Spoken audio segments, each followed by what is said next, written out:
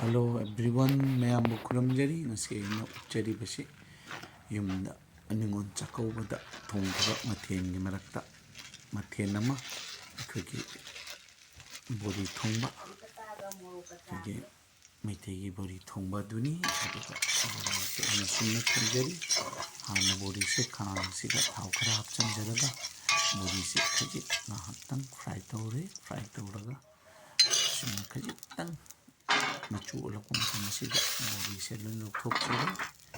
bori se fry tawragi matungda sida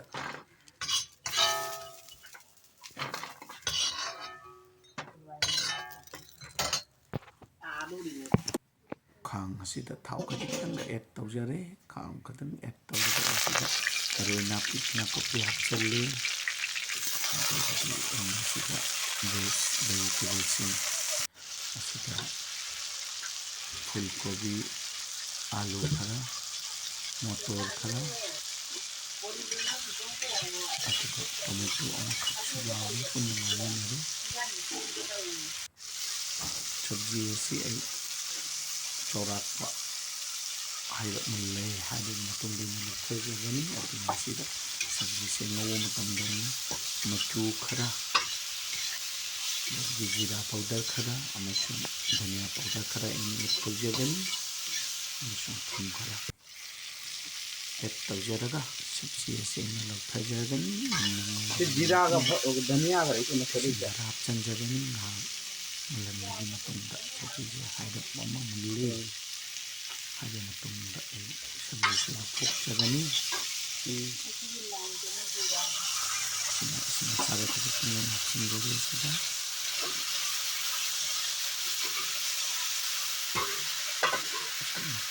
अपसलगा मुलनगनी सब्जी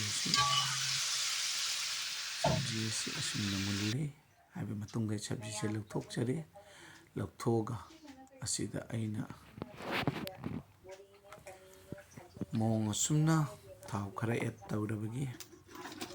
matungda ay sida tespata mana ama pasparon khajik marina kopi khajik marina kopi sari nabi itu kari patani narsina mana kana khara da tiro ase mar tiro khorjumda hauba narsina mana nabi sina awapudugan mana sisi isang jumda hauba marina kopi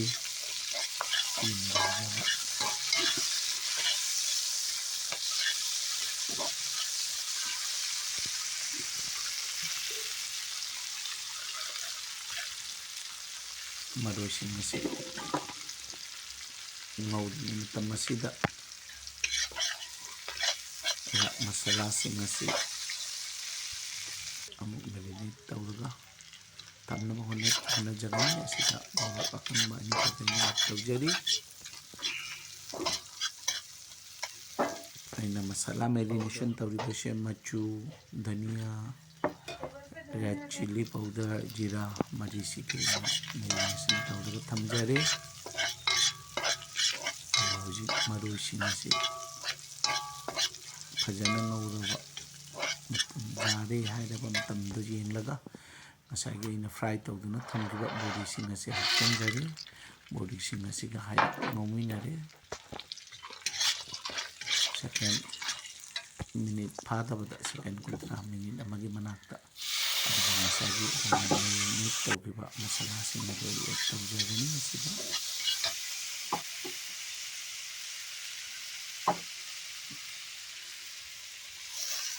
masala sing ado sumatong hapchanjare सिंघराना पेंटोगा अथवा मसाले fry तो किवा इन सब्जी सिंह जो हाके सब्जी सिंह से मुल्ला बनी ना आई ऐसीदा सिंह खरा हाकनी याम ना हाकलोय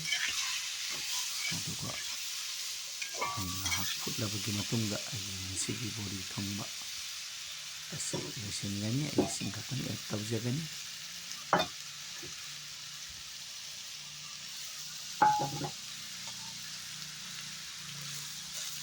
सिंखरा एड तौरबा मतुंगा सुमा तौना फुटचरी thum mahaugi matung ina hapchari.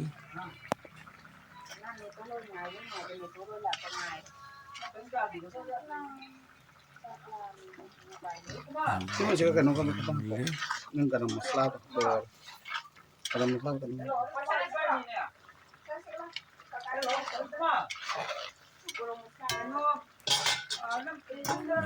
May hubi amasung may chakung ginakita di kuramjari. Thanks a lot each and everyone from my hobby and my chakung. Kana garam masala powder garam lagyan itong tawjari. Padigong mana kara matakta sumay itong nasyasanjari. Ang buwan na natakat. Thank you.